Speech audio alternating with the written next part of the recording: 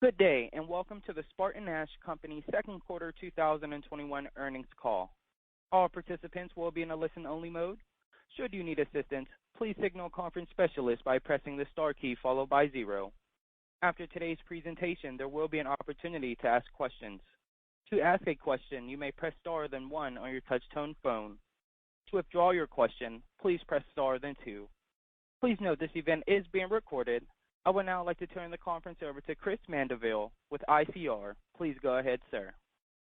Good morning, and welcome to the SpartanNash Company Second Quarter 2021 earnings conference call.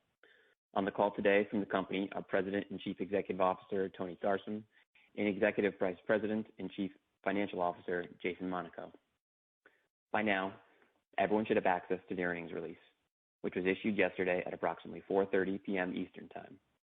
For a copy of the earnings release, please visit SpartanNash's website at www.spartannash.com/investors. This call is being recorded, and a replay will be made available on the company's website for approximately 10 days. Before we begin, the company would like to remind you that today's discussion will include a number of forward-looking statements. If you will refer to SpartanNash's earnings release from yesterday, as well as the company's most recent SEC filings, you will see a discussion of factors that could cause the company's actual results to differ materially from these forward-looking statements. Please remember SpartanNash undertakes no obligation to update or revise these forward-looking statements. The company will also make a number of references to non-GAAP financial measures. The company believes these measures provide investors with useful perspective on the underlying growth trends of the business, and it is included in yesterday's earnings release a full reconciliation of non-GAAP financial measures to the most comparable GAAP measures. And it is now my pleasure to turn the call over to Tony. Tony? Thank you, Chris, and good morning, everyone. Overall, Q2 was a strong showing for SpartanNash, with both our top and bottom lines exceeding expectations. Like the rest of the industry, we have been challenged by historic labor shortages, strains on global supply chains, and rising prices.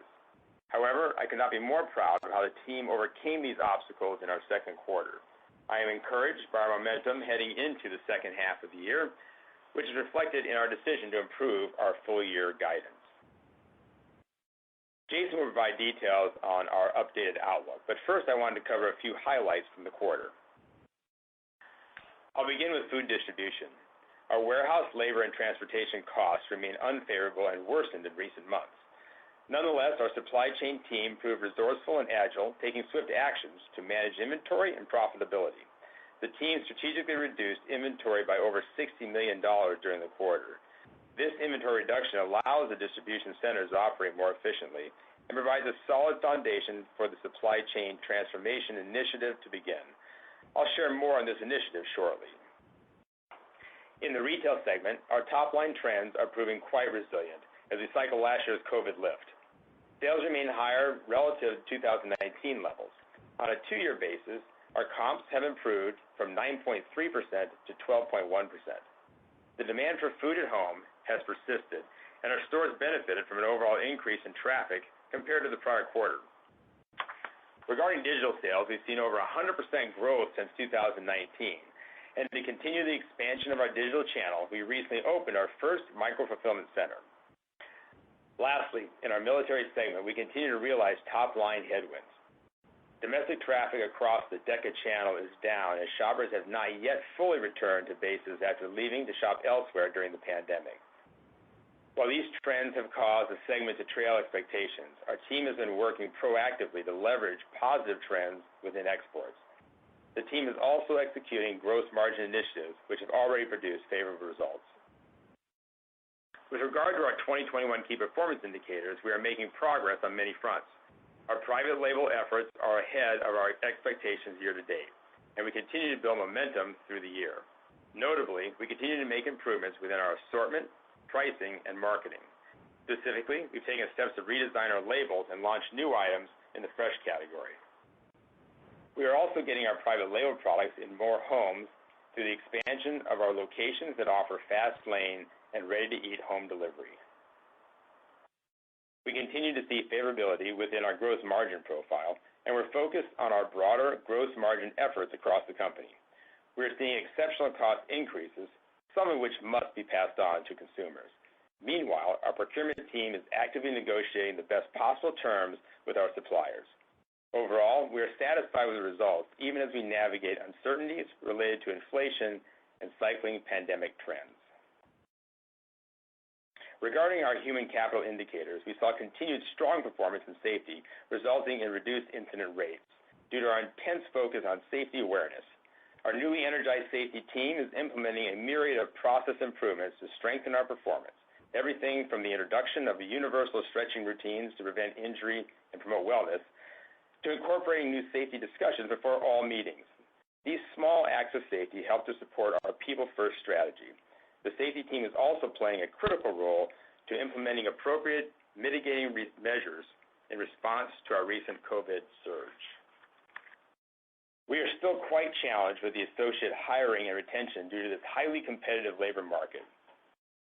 To put the challenge of this unique labor market into perspective, company-wide we currently have over 4,000 open positions.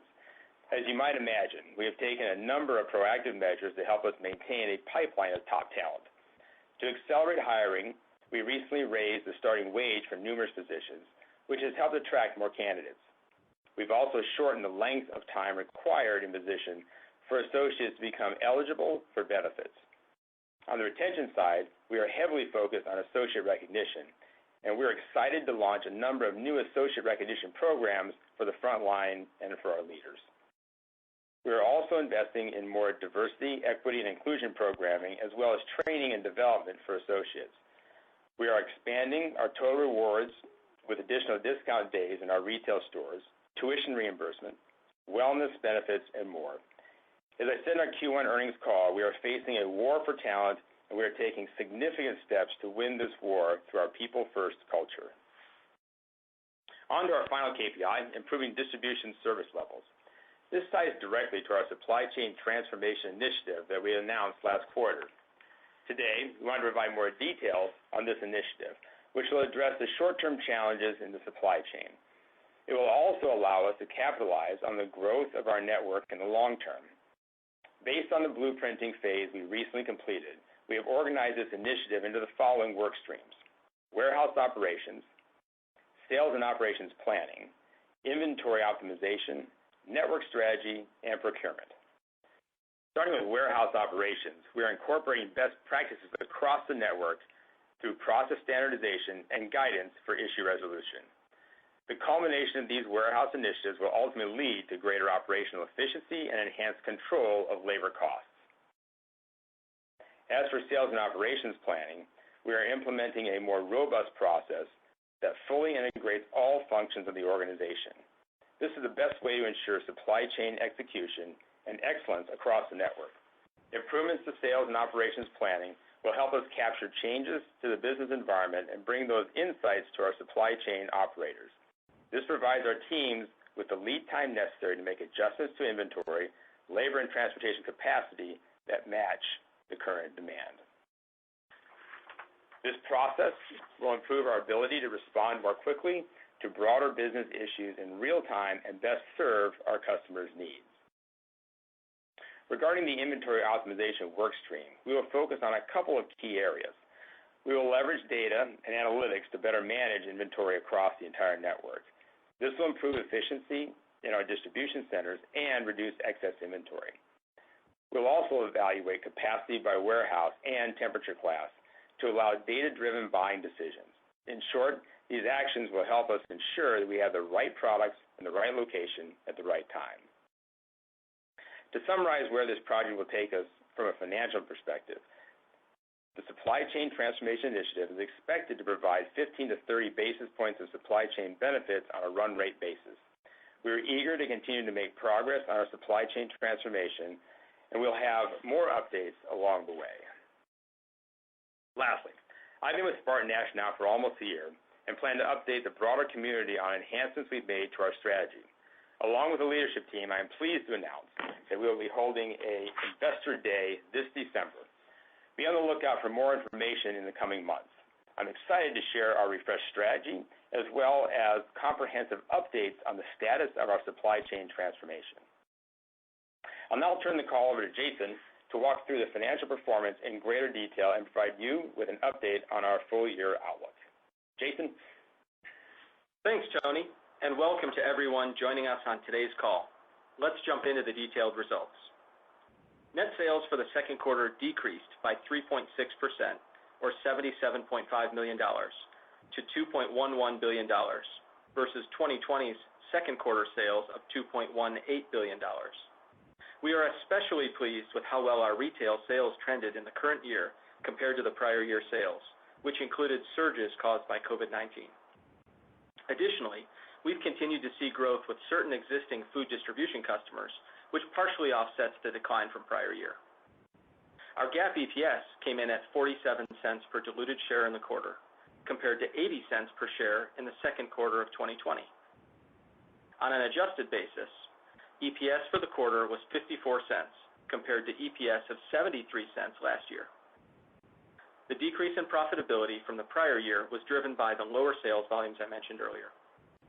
These declines were partially offset by an improvement in the gross profit rate, where we saw an increase to 15.8% compared to 15.5% in the prior year quarter. Gross profit rate growth was driven by improvements within the food distribution and military segments, as well as a change in our overall mix to more margin-accretive retail and food distribution segment sales. Lastly, our rate of supply chain expenses increased in the current quarter compared to the prior year quarter, due primarily to tight labor conditions and incremental costs associated with healthcare as associates return to pre-COVID medical usage levels. Turning to our segments. Net sales in food distribution decreased by $33.3 million, or 3.1%, to $1.06 billion in the second quarter, driven by last year's pandemic surges. The decrease in sales was partially offset by continued growth with certain existing food distribution customers. Inflation was relatively steady sequentially, but we did see significant movements between categories within the quarter. Further, we also saw an upward trend as the quarter progressed and early into the third quarter as some of the price increases from suppliers have taken effect. We still anticipate further increases for the balance of the year. However, as we previously noted, we anticipate that these increases will be passed through to our customers. Reported operating earnings for food distribution in the second quarter totaled $16.7 million, compared to $14.4 million in the prior year quarter. The increase in reported operating earnings for the segment was due to favorable margin rates and lower asset impairment and restructuring charges. These increases were partially offset by a higher rate of supply chain expenses and the impact of lower sales volumes. Adjusted operating earnings totaled $17.4 million in the quarter versus the prior year's second quarter adjusted operating earnings of $17.9 million. Adjusted operating earnings excludes the asset impairment charges and other items detailed in Table 3 of yesterday's release. Retail net sales came in at $620 million for the quarter, compared to $631.3 million in the second quarter of 2020, a decline of 1.8%. Our comparable store sales were down 2.7% for the second quarter due to the favorable effects of the pandemic in the prior year. However, two-year comparable sales were up 12.1%, an increase of 280 basis points sequentially from the first quarter, as the consumer shift towards food at home persists and our consistent focus on retail execution delivers. Second quarter reported operating earnings in the retail segment came in at $12.7 million, compared to $24.5 million in 2020's second quarter.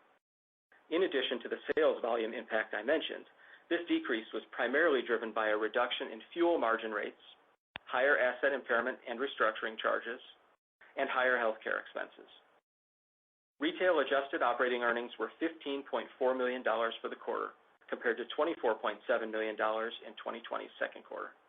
Again, adjusted operating earnings exclude asset impairment and restructuring charges. Military net sales of $430 million in the second quarter decreased by about $33 million compared to prior year revenues of $463 million. This was primarily due to the continuation of lower volumes at domestic commissaries following base access restrictions implemented in the prior year. Reduced foot traffic continues to drive significant declines in domestic commissary sales. Overall, transaction count on a year-to-date basis is down over 12% from the prior year at domestic commissaries. Second quarter reported and adjusted operating losses in the military segment came in at $3.5 million in the second quarter, compared to $4.9 million in 2020's second quarter, reflecting continued improvement in spite of the significant decline in volumes. In the first half of fiscal 2021, the company generated $73.6 million of cash from operating activities, compared to $198.2 million over the same period in fiscal 2020. Looking at the second quarter alone, we generated over $105 million of cash from operations this year, compared to $69 million last year. The increase in cash from operations during the quarter relates primarily to substantial reductions in inventory that have been strategically targeted in the second quarter. The strong cash flow performance enabled us to pay down $75.8 million of long-term debt during the second quarter. The continued paydown of debt balances also resulted in favorable interest expense compared to last year's second quarter. During the quarter, the company declared $7.1 million in cash dividends, equal to 20 cents per common share. We also repurchased 265,000 shares during the quarter at an average price of about $20 per share. Our second quarter adjusted EBITDA was $54.4 million, compared to $59.2 million in the prior year quarter. Combined with the reduction in our long-term debt balance, our leverage ratio decreased to 1.9 times, compared to 2 times at the end of fiscal 2020. As covered in yesterday afternoon's press release, we are raising the low end of our 2021 profitability guidance range as we continue our momentum into the second half. Earnings per share is now expected to range from $1.56 to $1.69 per diluted share on a reported basis, while adjusted EPS is expected to range from $1.70 to $1.80 per diluted share. Adjusted EBITDA is now expected to range from $200 to $210 million. This update to our profitability range recognizes the strong performance trends in the retail segment, but is tempered by headwinds we continue to feel in our military business and supply chain. These include the continued impact of the availability and cost of labor we have felt most sharply in our supply chain, as well as domestic military commissary trends. We've also made investments in wages across the supply chain, similar to what we already executed within the retail business and discussed in our first quarter earnings call. In addition, the guidance now includes the impact of investments and expected earnings gains related to the previously announced supply chain transformation initiative, which we expect to be modestly dilutive on a net basis for 2021. As Tony mentioned, we will continue to update you regularly on this exciting initiative as it progresses throughout the balance of this year. We are reaffirming our 2021 guidance as it relates to consolidated net sales. However, we do expect a shift in the segment performance from a sales perspective.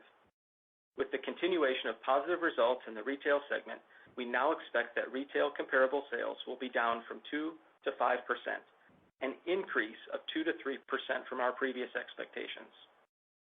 Military sales are now expected to decline between 9 and 13% from last year, a further decline from our previous expectations. We continue to expect that food distribution sales will be down 1 to 3% from last year. These updates reflect both the trends observed in the quarter, as well as our updated expectations for the remainder of the year. And now, I'd like to turn the call back over to Tony. Thank you, Jason.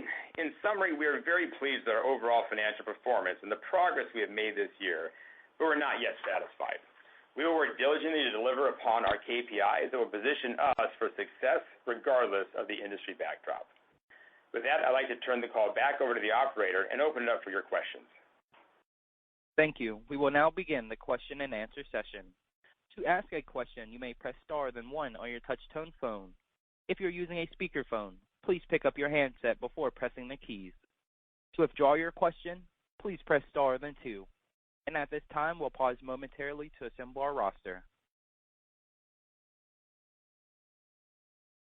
And the first question will come from Peter Saleh with BTIG. Please go ahead, sir. Great. Thank you. Jason, could you just elaborate on the supply chain transformation? I think there was a margin benefit that Tony mentioned, 15 to 30 basis points. when should we start to see that? Is that second half of the year, and is that on? I believe you mentioned that was ongoing, so just some more details around that. And does that also include some of the inventory work that you guys have done this quarter? Thank you. Good morning, Pete. Thanks for the question, and great to have you here this morning.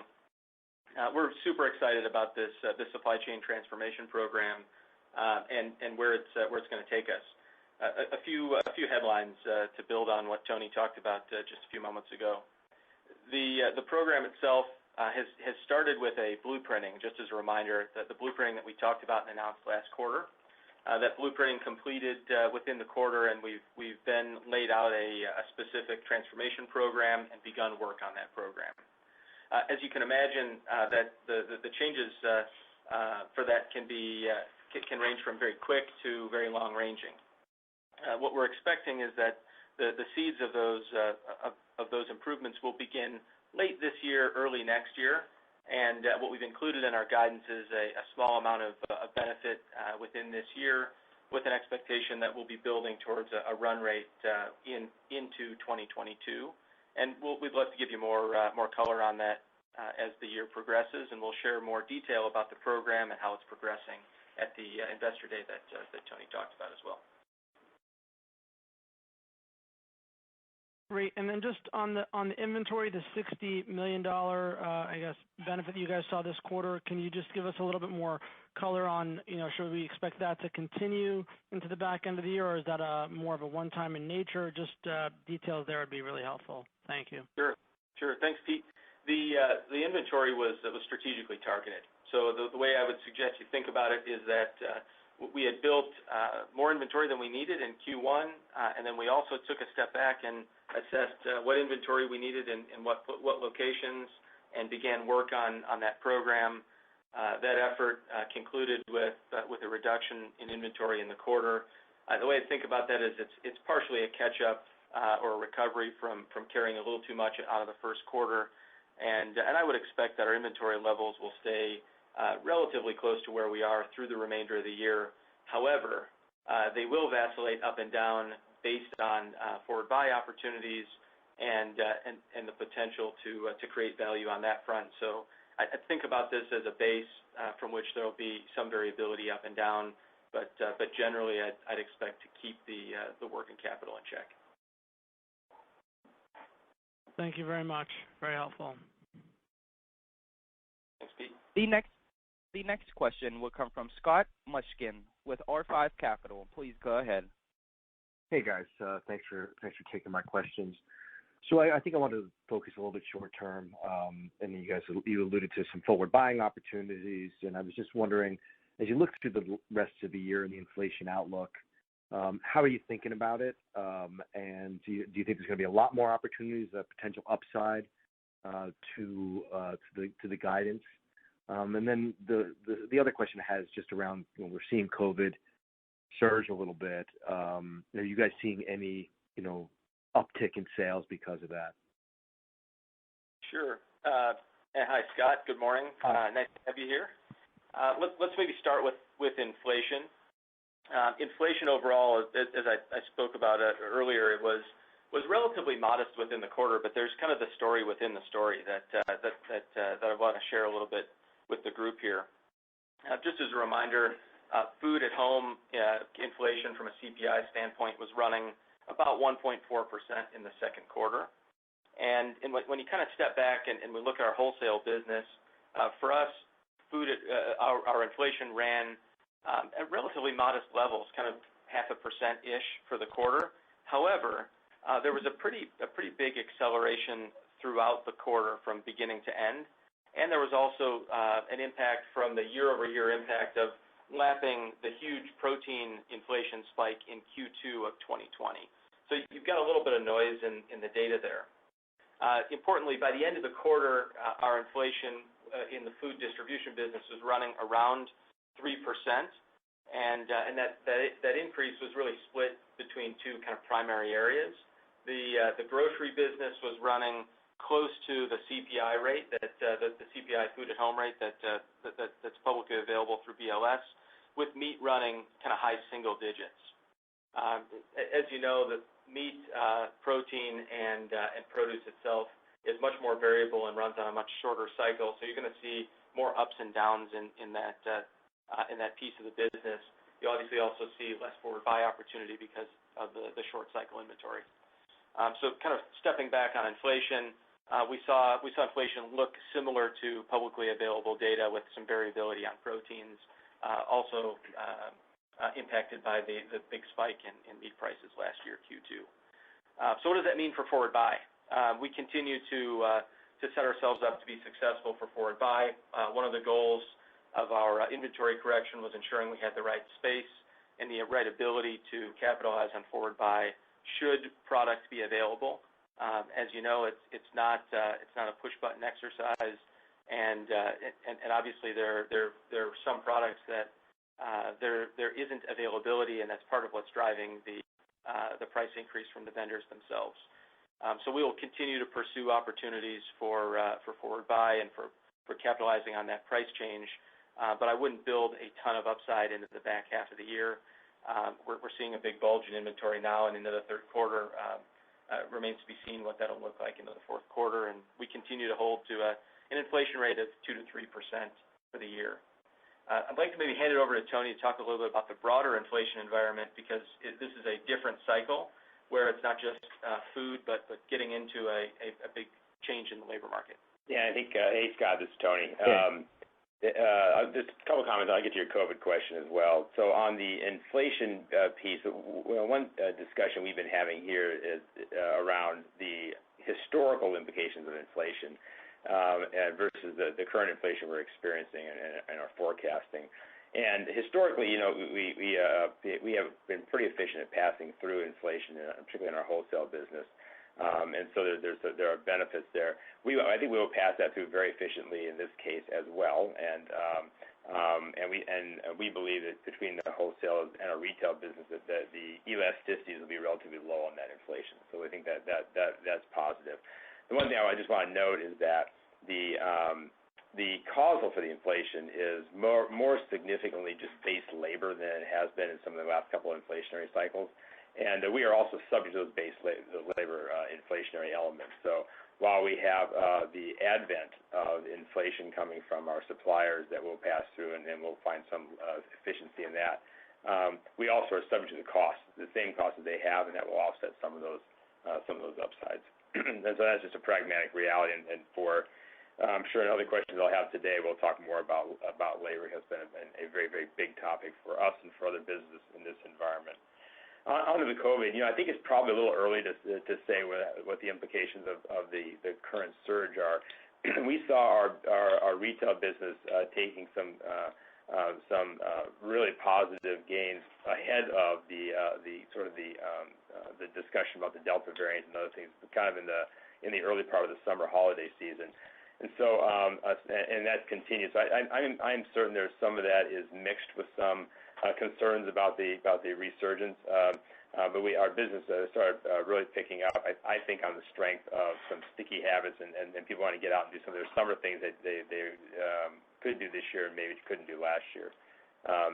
So we're being very, very vigilant. There's obviously a lot going on in that space, and for our own policy and our own team, as well as how that affects consumers. We stay vigilant on that, but we believe there'll likely be some benefits from the current behaviors, as well as the most recent government action to extend SNAP benefits. So all mixed in there. I think there'll be some upside. Perfect, guys. Thank you very much. The next question will come from Greg Badishkanian with Wolfe Research. Please go ahead. Good morning. This is Spencer Hanus on for Greg.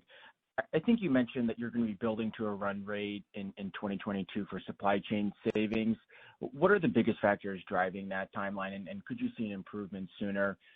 And then I guess, is there a scenario where margins can get back to 2018 levels?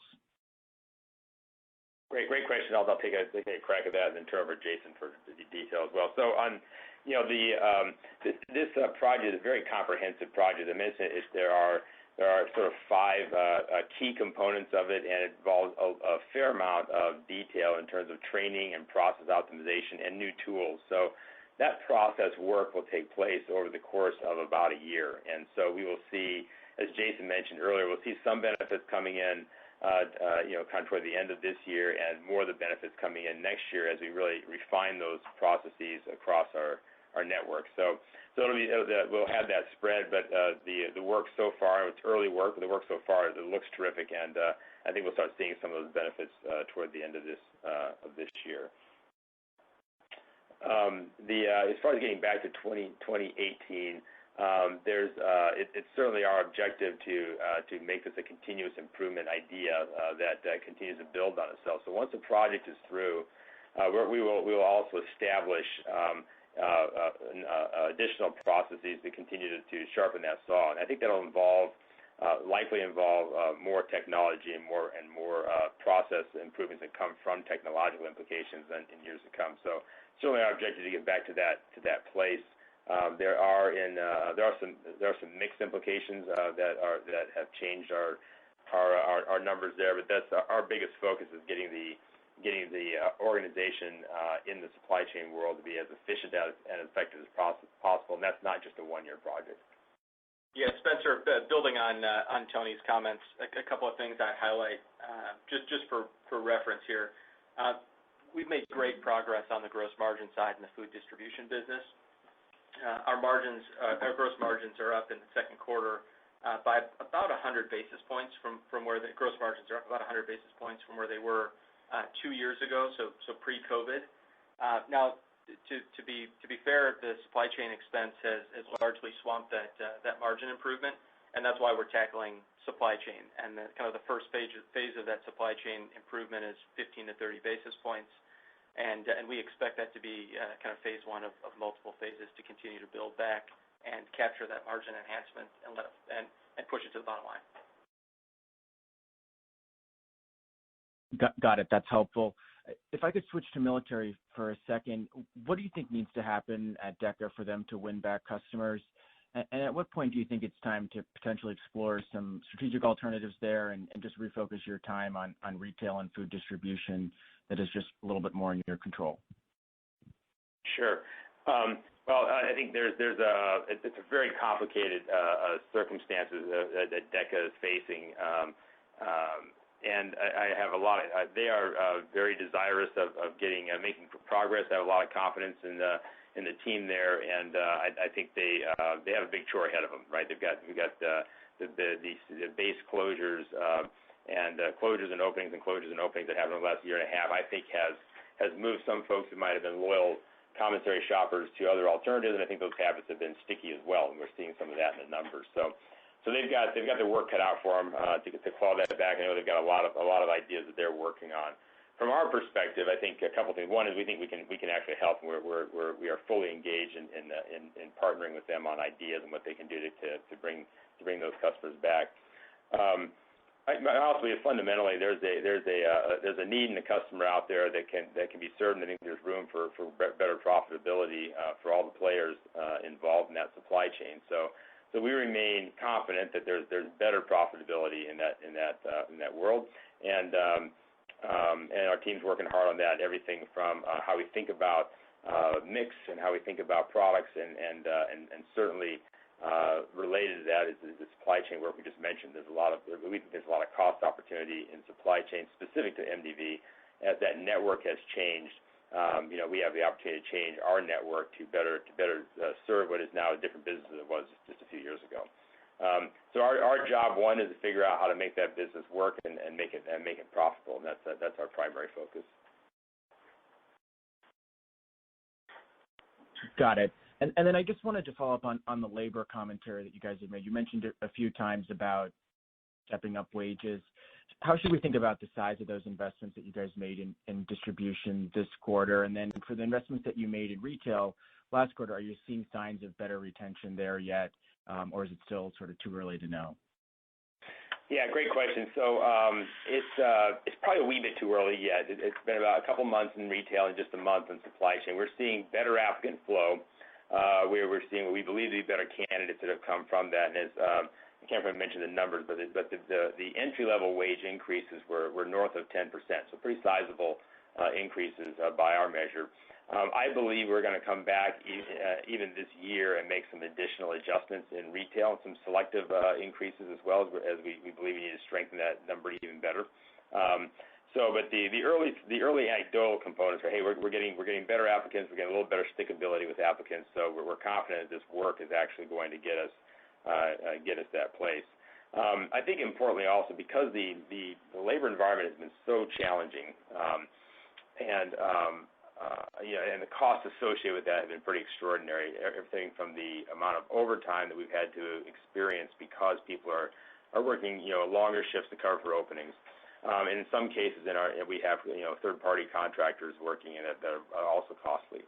I think we have room to make increases in our base pay that actually have a payback as we get stabilized. So we feel bullish on being thoughtful but aggressive in pay and using that as a tool to help win this war on talent. Got it. Thank you. The next question will come from Matt Fishbein with Jefferies. Please go ahead. Hey, good morning. Thanks for the questions. Just to follow up on the labor shortage situation, if you can kind of break out for us, where you're seeing more pressure, whether it's retail versus wholesale, and also just on the wage pressure you're seeing. How is it, I guess, different relative to other instances of wage pressure that you've faced in your career as a CEO? Having battled this for a few months now, are there any flag posts that you see in the future, like Labor Day, for example, that can create some type of catalyst for this to unwind a bit from a macro perspective? We'll start with that. Yeah, so it seems like every day is Labor Day nowadays. So just first and foremost, I guess I would say we're seeing a little bit more pressure in our distribution centers. I think that's if you think about retail turnover, because of the nature of that work, it's a lot of part-time, a lot of young people getting their career started. There's a fair amount of churn at the entry-level end. So historically, you would not be scared by 50% turnover in that business, because that's just the nature of how people come on and come off of seasonally in the retail space. And we're seeing kind of 60-ish% turnover there. On the warehouse side of the business, the history and most businesses I've been in is that you'd see something more like 25% turnover in that business. You have slightly higher paying jobs. People are making careers and working in warehouses. We're actually experiencing about 70% turnover there. So we have worse turnover in a part of our business that historically would have had lower turnover. So I would say that's where we're seeing more of the pressure, is getting good, consistent talent into our distribution centers, and that's where we're taking some of the larger increases as well. What's different is in the last couple of labor pinch points were driven almost exclusively by strong economy. And you think about one of the more acute ones we had right around the end of the 20th century, when you had the dot-com phenomenon. Our economy was growing like gangbusters, and there was a lot of strain in getting people into jobs then, as unemployment dropped down to 3% and lower in some neighborhoods. But it was based on the economy. So it's one of those kind of, as you think about it in a more comprehensive sense, sort of a good problem to have, right? Our economy is cranking and people are wanting to get in, but they just can't get in fast enough, and we can't find people fast enough to keep the economy growing. This one has been significantly exacerbated by the government programs, and I think the practical reality is that we have a latent economy that's pretty strong. There's a lot of growth potential. There's a lot of need for folks, and at the same time, there's very significant benefits for folks to not go into the labor market. In our states that we operate in, the sum total of the unemployment and other benefits from the federal government have an imputed value of about $23 per hour, and that's not much different than the national number. It's about the same. And so that is really different for us, as now we have a new competitor in the mix, and as that gets stabilized more, I think we'll get on better footing, and this will look more like some of the other labor crunches of the past. But that wasn't particularly difficult, and we see that in the applicants who who are in a lot of cases, if they're getting into the market, that there's a little bit of a take it or leave it because they have a best alternative to working in a job that they may not favor. So anyway, that's what's different to answer your question. I think that component is new for us as a business society. Yeah, thanks for all that color. That's really helpful. I just wanted to also ask maybe a longer-term, broader question on product mix in your food distribution segment, relative to pre-pandemic. Can you kind of walk us through the changes, I guess, you've seen through the pandemic, where you were from a product mix perspective prior to the pandemic, where did it shake out by the end of last year, and where are you now? And I guess, Tony, the bigger question here is, given your fresh distribution background, where should we expect that component to kind of shake out in terms of percent of sales or profit over the next few years? Okay, great question. So as far as mix, I don't have the numbers handy on the mix change versus pre-pandemic. Do you have that, Jason?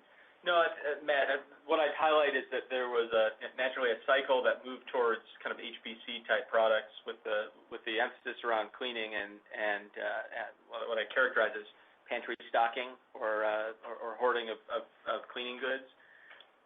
And then there was a general decline in elements of the store that were fresh in nature, in part because delis were closing. So we saw kind of a downdraft there. What we've seen recently, as the kind of the recoveries come into place, is a return to those fresh categories, both deli, bakery, and what I would characterize as value-add products. And you see this both in food distribution as well as in our retail business. And you didn't ask, but maybe just a little bit of color on the retail piece. We saw exceptional comps in Q2, really excellent results with a step forward sequentially in retail comps from kind of the mid 9% range to the mid 12s, and part of that was the value-added growth in bakery, deli, et cetera, as well as our promotional and retail execution. Now, we expect to continue to execute flawlessly going forward, but our outlook also reflects a step down in Q3 and Q4 from Q2 levels, not because of execution, but frankly more around uncertainty. We expect our Q3, Q4 to look more like a high single-digit growth on a comp basis, mid-9s in Q3, around 8% in Q4, so kind of a step down, but still very strong and really supported by some of the updraft of those mix changes that you asked about in food, but then really flow through our supermarket piece of the business. Yeah, and of course those are 2-year numbers on the comps. And our focus going forward will be disproportionately on fresh. We think that's where, as people come back to some semblance of the new normal, I think that's one thing they'll really value, and we think we've got great opportunities for growth around the perimeter of the store. So there'll be more bias and more focus there. Great. Thank you very much. Again, if you have a question, please press star, then 1. And our next question will come from Kelly Bania with BMO Capital. Please go ahead. Hi, good morning. Thanks for taking our questions. Wanted to first follow up on the supply chain initiative. I believe last quarter there was a discussion of savings in the 25 to 50 basis point range, and now it sounds like 15 to 30. I was just curious if that's timing or if it's just the wage increases impacting that, or any color you can help with there. Yeah, it's $15 to $30 million. It's 25 to 50 basis points. So that it's the same as last quarter. It was reaffirmed. So if I misspoke, my apologies. Got it. No problem. Another question, just in terms of the retail comps coming in better than expected. I guess I would have thought maybe distribution would maybe kind of follow suit. Maybe there's some mixed dynamics, but maybe just help us understand why that's not the case. Yeah, and great question, Kelly. So if you kind of dig into the food distribution growth, we're seeing similar performance among what we characterize as our core independent customer to what we're seeing in our corporate our corporate retail business. Now, there's some underlying mix changes and pieces of the underlying business or the other food distribution business that behave differently than traditional grocery, and that's what you're seeing come out of the aggregate food distribution result. Okay. And maybe can you just help us understand where service levels are today and where you're targeting them to reach under the new initiative? Yeah, so service. So the way we measure the service levels, we are probably I'd say about roughly 2,000 basis points lower than what we would normally have run 2 years ago, right? So from the mid 90s to the mid 70s in terms of our compliance to orders, so to speak. That was a number that was quite a bit lower a year ago. That we made progress in terms of our processes as well as additional gains from the manufacturing community as they improve their service to us. And that sort of stalled out a few months ago. So we've been getting about the same, actually a little bit worse supply from the broader manufacturing community in the last 3 to 4 months. So as we will refine our process to supply, to be as efficient as possible in getting that product out to our customers and to our stores. But the headline is that the manufacturers are still not all the way back yet. They're also operating. They're actually operating at a bigger delta versus their previous levels. And that's more that's the headline, the more the complicating factor in service right now. As best we can tell, as we survey, what other people are experiencing, where we have side-by-side comparisons, we are outperforming other like services, and we get really pretty positive feedback from folks who actually get a chance to use multiple services. So we feel good about our internal process there, and the next chore is frankly to get stabilized with the manufacturing vendors and get their supply up. Okay, that's very helpful. Just one more for me. You made the comment about gross margin up about 100 basis points versus 2 years ago, but maybe some of the costs, eating into that gross margin upside. But just curious if you can unpack that gross margin strength for us, and if you think you can sustain that going forward. Yeah, I expect that we can sustain the gross margin going forward. And Kelly, I don't want to assume, but referring to the food distribution business, just to be clear. Yeah, I expect that we can sustain it. It's improved based on a combination of product mix and customer mix, and really the key for us to get back to prior margin structures is to deliver on the supply chain piece, which has lagged. Frankly, the top line and profitability and gross margin improvements haven't fallen to the bottom line, in part due to some of the challenges that Tony referenced in the fill, everything from the fill rates to some of the challenges with the labor market, as well as our own operational practices, which we're addressing through that supply chain transformation. Thank you. This concludes our question and answer session. I would like to turn the conference back over to Tony Sarsam for any closing remarks. Please go ahead, sir. All right, thank you. And thank you all for your participation on today's call. We really look forward to speaking to you all again when we report out on our third quarter 2021 results in November. And hope to see many of you in December for the Investors Day. We're really looking forward to that. So with that, we'll conclude this call and wish everybody a great day. The conference has now concluded. Thank you for attending today's presentation. You may now disconnect.